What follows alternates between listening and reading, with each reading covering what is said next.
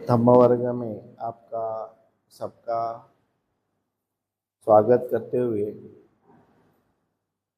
धम्म वर्ग की शुरुआत की जा रही है। गए शनिवार को जो विषय था वो क्रांति और प्रतिक्रांति, तो वो विषय महत्वपूर्ण विषय था और बाबा साहब अम्बेडकर जी ने इस पर एक स्वतंत्र ग्रंथ निर्माण किया है, क्रांति प्रतिक्रांति, क्रांति और प्रतिक्रांति। ये गंभीर विषय है, महत्वपूर्ण है। तो ये समाज में चलते ही आ रहा है और इसी बात को हम जब तक नहीं समझते, प्रतिक्रांति और क्रांति, इस बात को जब तक हम नहीं समझ पाते तब तक हम चाहे कितनी भी तरक्की करें, लेकिन जब हम अपने मित्र कौन, हमारे दुश्मन कौन, और हम जो क्रांति करते हैं तो उसका परिणाम क्या है, क्या होने वाला है, और उसके विरोध में जो प्रतिक्रांति होने वाली है उसके बारे में भी हमें गहराई से सोचने की आवश्यकता है। हम हर जगह क्रांति करते रहे हैं और क्रांति को प्रतिक्रांति में रूपांतरित होते गए। सबको इतिहास मालूम है कि पहले आर्य लोगों, अनार्य यानी मूल भारतीय लोग थे, तो मूल भारतीय लोगों के ऊपर उनकी क्रांति थी। नागवंशीय लोग थे जिसको हम राक्षस बोलते, वो रक्षक लोग थे। तो ऐसे अच्छे लोग थे, उनको गलत नामों से नाम दिया गया, इतिहास में उनका गलत वर्णन लिखा गया, क्योंकि आज भी इतिहास जो भारत का लिखा जाता है वो जो लोग लिखते हैं इतिहास, वो इतिहास अपने पक्ष में लिखते हैं, अपना एक वर्चस्व कायम रखते हुए इतिहास लिखा जाता है। सही इतिहास बहुत कम मिलता है और बड़े मुश्किल से मिलता है। तो ये जो बुद्ध धम्म में भी, त्रिपिटक में भी कई उदाहरण आते हैं कि देव और राक्षस लोगों ने युद्ध हुआ, ऐसे शब्द त्रिपिटक में भी आते हैं। और उसमें कभी देव लोगों का विजय हुआ तो कभी राक्षस लोगों का विजय हुआ। तो ये संघर्ष, प्रतिक्रांति, क्रांति चलते रह आ रही है। उसके बाद में फिर तथागत बुद्ध का ने जो क्रांति की, वो भी एक क्रांति थी। अब बुद्ध के क्रांति को प्रतिक्रांति में कैसे रूपांतरित किया गया उसको हम ठीक से नहीं समझ पाए।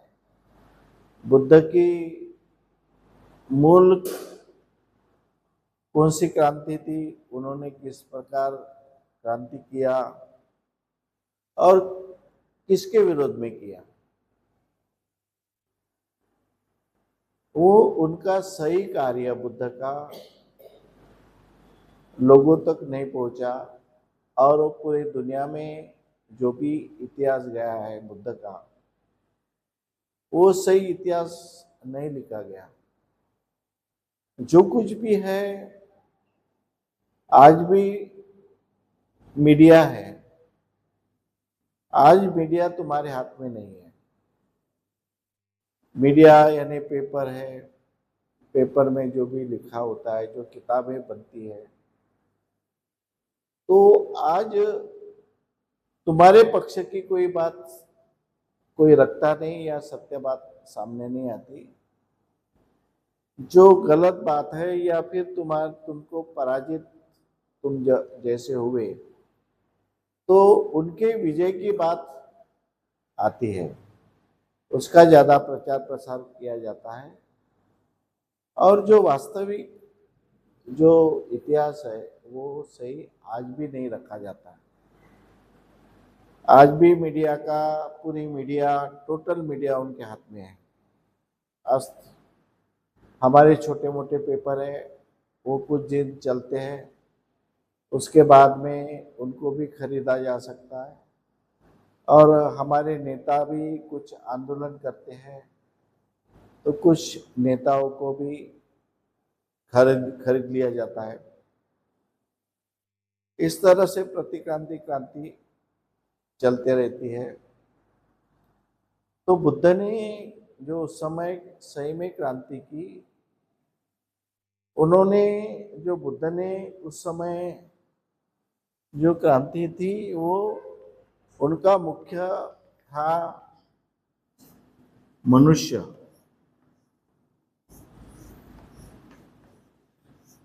उनके क्रांति का केंद्र बिंदु था मनुष्य। एक मनुष्य को कैसे न्याय मिलना चाहिए, मनुष्य के लिए हम क्या कर सकते हैं, मनुष्य की वेदना को देखते हैं, वेदना मनुष्य की पीड़ाओं को देखते हैं, और मनुष्य को उन्नति कैसी हो, उनका सही मायने में दुख से मुक्ति कैसी हो, किसकी, मनुष्य की दुख मुक्ति। ये बुद्ध का सही नारा था, दुख मुक्ति। ये सही दुख मुक्ति ये सही था उनका। दुख मुक्ति ये मिशन था उनका। दुख मुक्ति ये तथागत बुद्ध का मिशन था,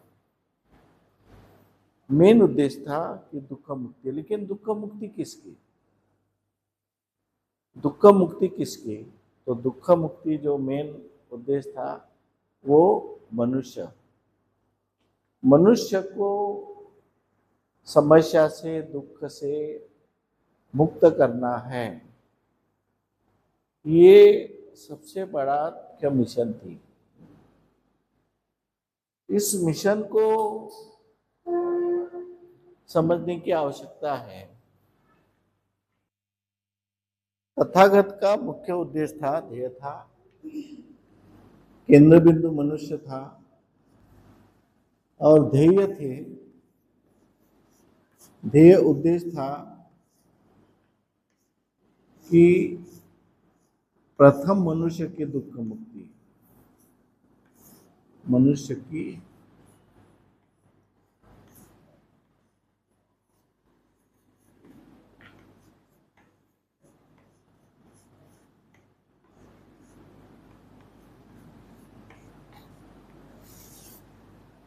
ये मुख्य ध्येय था।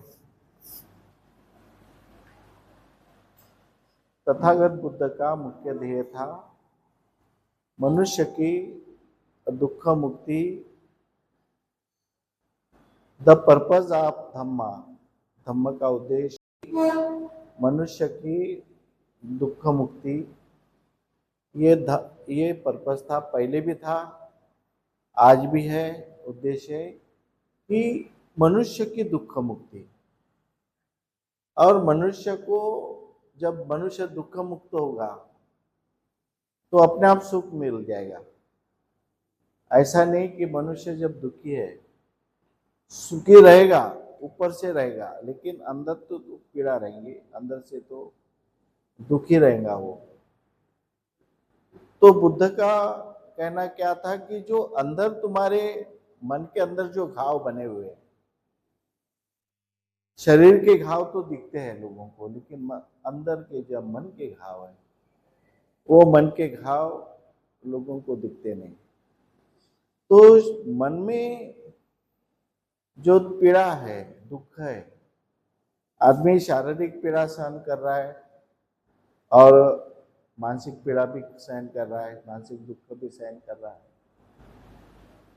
तो उसको कैसे निराकरण करे, उसको कैसे दुख से मुक्त करे, यही उद्देश्य बुद्ध धम्म का था। सही में मेन उद्देश्य, मेन पर्पज, मुख्य उद्देश्य था दुख से मुक्त करना, समस्या से मुक्त करना।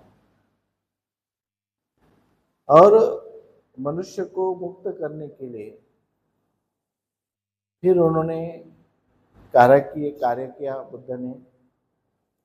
तो उन्होंने संघर्ष किसके विरुद्ध में किया? कि जो लोगों को दुखी करते थे, जो लोगों को मानसिक पीड़ा देते थे, ऐसे मानवीय प्रवृत्ति के विरुद्ध में, ऐसे विचारों के विरुद्ध में उन्होंने संघर्ष किया। मनुष्य को दुख मुक्ति और ये प्रवृत्ति मनुष्य और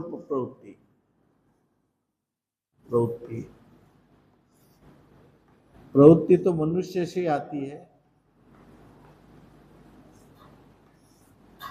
ऐसे प्रवृत्ति के मनुष्य के विरोध में, ऐसे मनुष्य के प्रति प्रवृत्ति के विरोध में बुद्ध का संघर्ष था कि जो लोग लोगों को पीड़ा देते हैं, लोगों को दुखी बनाते हैं। अब यहाँ पर बीच में जो है वो मनुष्य है और जनता है।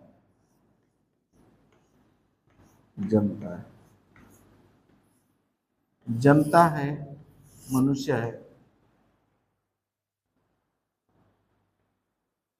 सब कुछ डिपेंड करता है जनता के ऊपर।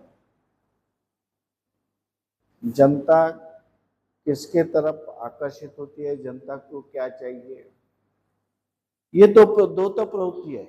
एक ऐसे मनुष्य है कि जो पीड़ा देते हैं, लोगों को तकलीफ देते हैं, लोगों को दुख देते हैं, मानसिक पीड़ा भी देते हैं।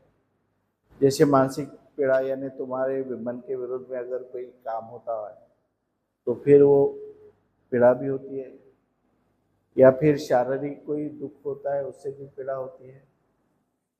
तो ऐसे में, ऐसे प्रवृत्ति के विरोध में तथागत बुद्ध का संघर्ष था।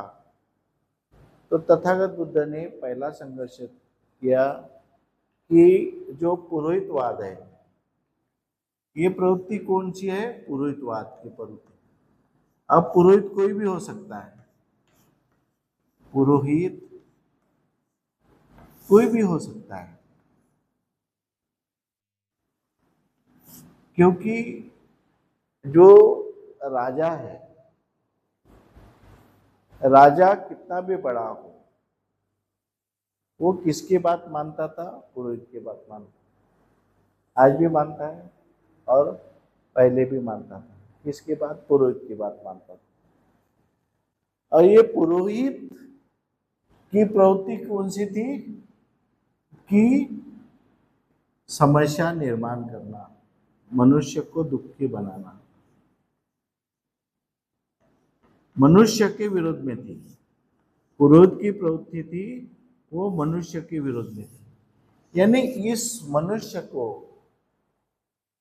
ये मनुष्य को वो हमेशा गुलाम बना के रखना चाहता था। उसकी प्रवृत्ति क्या थी? जो मनुष्य है, चाहे राजा भी हो, वो उसके मुट्ठी में कैसे रहे। प्रवृत्ति कैसी थी कि राजा हो या प्रजा हो, ये जो पुरोहित है वो ऐसी प्रवृत्ति है, हर पुरोहित ऐसा है या नहीं है वो बात अलग है, सभी एक प्रकार के है या नहीं है वो बात अलग है। लेकिन बाबा साहब क्या कहते हैं कि ये जो प्रीस्टहुड यानी पुरोहितवाद ये प्रवृत्ति है। बाबा साहब आम्बेडकर उनको कहते हैं इविल जीनियस, अंग्रेजी में उनको पुरोहित को क्या कहते हैं, इविल जीनियस, यानी दुष्ट प्रवृत्ति। पुरोहितवाद का मतलब है दुष्ट प्रवृत्ति। फिर हर धर्म में वो प्रवृत्ति हो सकती है। क्रिश्चियन धर्म में भी जो फादर है वो कुछ अच्छे होंगे, कुछ दुष्ट प्रवृत्ति के लोग होंगे। जैसे मुस्लिम धर्म में है जो उनके धम्म प्रचारक है, कुछ अच्छे होंगे, कुछ दुष्ट प्रवृत्ति के होंगे। हर धर्म में जो पुरोहित है, बुद्ध धर्म में भी पुरोहितवाद नहीं था। उनको भिक्षु को कहा कि तुम समाज के मित्र बनकर जाओ, समाज के मार्गदर्शक बनकर जाओ, समाज के कल्याण के लिए जाओ, समाज का हित करो। ये तथागत बुद्ध ने उस समय कहा भिक्षु को कि तुम समाज के कल्याण के लिए जाओ, हित के लिए जाओ, लेकिन समाज को उस मुक्त से करो, दुख मुक्ति के लिए जाओ। भिक्षु को क्या कहा कि तुम गांव जाओ, लेकिन किसके लिए जाओ, कि समाज की दुख मुक्ति करने के लिए, समाज की समस्या दूर करने के लिए। ये पुरोहित नहीं था शुरू में, जो भिक्षु था पुरोहित नहीं था शुरू में। कोई मूर्ति नहीं थे तो पुरोहित बनेगा कैसा? बुद्ध धर्म की मूर्ति नहीं थी, किसी की मूर्ति नहीं थी उस समय। मूर्तियां तो पहले शतक के बाद में मूर्तियां बनना शुरू हुआ। तो ये जो पुरोहित पहले था तो वो कर्मकांडों पे विश्वास रखता था। पुरोहित का संबंध किससे आता था? कर्मकांड से।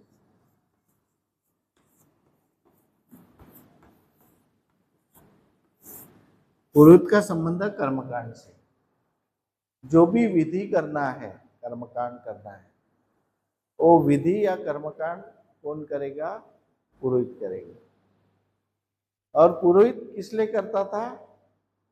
कि एक ईश्वर की संकल्पना है, ईश्वर की संकल्पना है, इस ईश्वर को प्रसन्न करने के लिए कर्मकांड किए जाते थे। तो पुरोहित ये था, पुरोहित ने किसका सहारा लिया?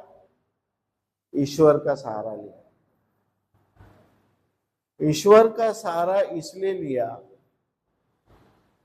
कि मैं ईश्वर का पुरोहित हूं। वो जनता का कुछ नहीं है, जनता का कुछ नहीं, वो जनता का सेवक नहीं है, जनता के लिए उसको कुछ नहीं करना है। वो पुरोहित किसका है? ईश्वर का।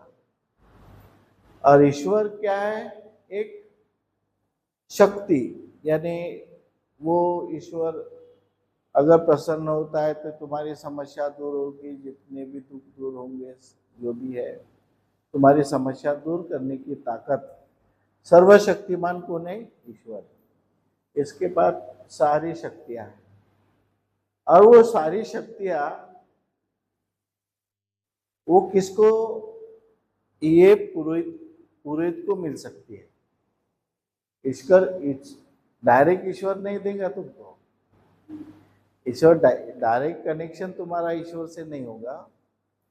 तो ईश्वर, जैसे अभी बागेश्वर धाम के वो आए थे धीरेन्द्र शास्त्री, वो क्या बोले? ईश्वर मुझे बताता है, वैसा करता हूं, ईश्वर की शक्ति है मेरे में। यानी उसने विष्णु किसने लाया? किसको लाया? ईश्वर को लाया। सब काम वही करता है, जो भी हाथ चालाकी है, जो भी करना है, हाथ चालाकी जितनी भी करना है वो हाथ चालाकी वो करता है, लेकिन नाम किसका लेता है? ईश्वर ने मेरे को शक्ति दी, ईश्वर मेरे को कहता है इसलिए मैं करता हूँ। ये अभी नई नई एक व्यवस्था बन गई है, वो भी ईश्वर को डरता है, वो ईश्वर के विरुद्ध में वो कुछ नहीं बोल सकता, क्योंकि वो भी ईश्वर को ही डरता है। उसका काम क्या है? जो बोवाबाजी है, जो इस तरह से लोगों को ठकाते हैं, मंत्र तंत्र विद्या है, उसके विरुद्ध में काम कर रहा, वो ईश्वर के विरुद्ध में काम नहीं कर रहा। इसलिए ईश्वर के विरुद्ध में जाना ये खतरे से खाली नहीं है। अब उसने यही किया, पुरोहितवाद ने ईश्वर को पकड़ा, फिर ईश्वर को प्रसन्न करने के लिए कर्मकांड तैयार किया। देखो प्रतिक्रांति कैसी हो गई। अब इसने ये सब इसलिए किया कि ये जो साधारण जनता है, मनुष्य के ऊपर उसका कब्जा होना चाहिए, मनुष्य के ऊपर उसका कब्जा होना चाहिए, इसलिए किया। अब बुद्ध धर्म में भी वही कोशिश चल रही है कि देखो ये भिक्षु में इतना सामर्थ्य है, इतना ताकत है, तो उसको कुछ तो भी उसमें शक्ति है, अलौकिक शक्ति है, वो साधारण भिक्षु नहीं है, ये कर्मकांड करता है, पूजा करता है, तो इसमें शक्ति आती है। अब शक्ति से कल्याण होता है। तो ये जो शक्ति जो है, कर्मकांडों में जो शक्ति है, वो सही में सबसे घातक है। बाबा साहब ने बोला कि तुमको पूजा अर्चा करने के लिए कोई विरोध नहीं किया। बाबा साहब ने अपने अपने धर्म पे श्रद्धा है तो अपने अपने धर्म पे तुम पूजा अर्चा करो, अपने अपने धर्म में ईश्वर है, ईश्वर को मानो, उसमें कुछ भेदभाव नहीं है। इसमें कोई सही में जो मतलब है, ये जो हर धर्म के पुरोहित है वो कर्मकांड करते समय ये बताते हैं कि इससे तुम्हारा कल्याण होता है, इससे सारी समस्या दूर होंगी, इससे तुम्हारे सारे दुख दर्द दूर होंगे। इसको कहते हैं इंग्लिश में इफिकसी। इफिकसी यानी पूजा कर्मकांडों में इतना प्रभाव है, इतना प्रभाव है कि वो तुम्हारे दुख को दूर कर सकता है। ये एक शब्द जो है इफिकसी, यानी पूजा का कर्मकांडों का प्रभाव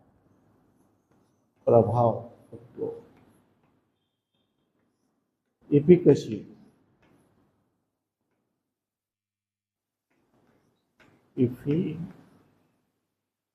इफिकसी ये एक शब्द है, प्रभाव,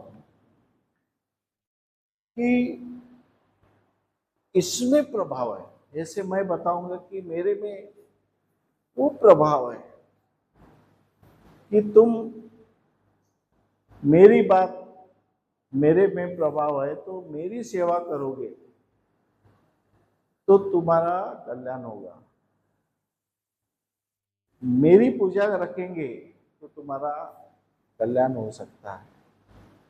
तो उससे क्या होगा कि जो मनुष्य है, साधारण मनुष्य, वो एक प्रकार गुलाम बन जाता है, वो गुलाम बन जाता है। उसको बोलता है, उसको कहता है कि नहीं ये व्यक्ति है, उसमें ताकत है, उसमें वो उसका खुद का वो है। जैसे कोई पूजा करते हैं तो कोई अलग अलग पद्धति से करते हैं, कोई कितना गाथा बोलते हैं, कोई कितना आशीर्वाद देते हैं, वो उनकी अलग अलग पद्धति है। वो कितना पूजा करते, कैसी पूजा करते। कोई कोई मंदिर में बलि भी दिया जाता है, आज भी बलि। अब कामाख्या मंदिर मंदिर है, उसमें जानबूझ करके लोग जाते हैं, बड़े बड़े नेताओं को भेजा जाता है।